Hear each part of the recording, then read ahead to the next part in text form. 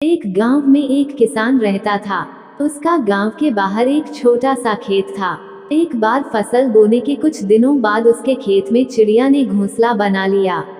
कुछ समय बीता तो चिड़िया ने वहां 2 अंडे भी दे दिए। उन अंडों में से 2 छोटे छोटे बच्चे निकल आए।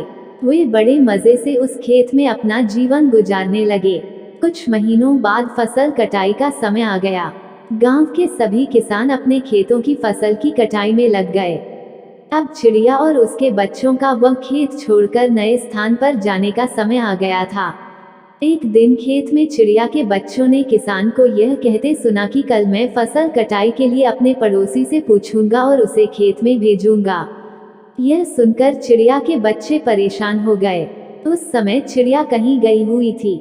जब वह वापस लौटी तो बच्चों ने उसे किसान की बात बताते हुए कहा, माँ, आज हमारा यहाँ अंतिम दिन है। रात में हमें दूसरे स्थान के लिए यहाँ से निकला होगा।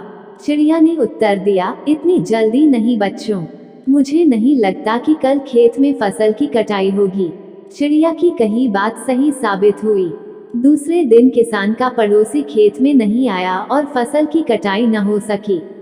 शाम को किसान खेत में आया और खेत को जैसे का तैसा देख बुदबुदाने लगा कि ये पड़ोसी तो नहीं आया। ऐसा करता हूँ, कल अपने किसी रिश्तेदार को भेज देता हूँ। चिड़िया के बच्चों ने फिर से किसान की बात सुन ली और परेशान हो गए। जब चिड़िया को उन्होंने ये बात बताई तो वह बोली, तुम लोग चिंता मत करो, आज रात हमें जाने की जरूरत नहीं है। मुझे नहीं लगता कि किसान का रिश्तेदार आएगा। ठीक ऐसा ही हुआ और किसान का रिश्तेदार अगले दिन खेत नहीं पहुंचा। चिड़िया के बच्चे हैरान थे कि उनकी माँ की हर बात सही हो रही है। अगली शाम किसान जब खेत आया तो खेत की वही स्थिति देख बुदबुदाने लगा कि ये लोग तो कहने के बाद भी कटाई के लिए आते नहीं है। कल मैं खुद आकर फसल की कटाई शुरू करूंगा।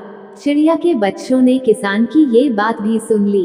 अपनी माँ को जब उन्होंने ये बताया तो वह बोली, बच्चों, अब समय आ गया है ये खेत छोड़ने का।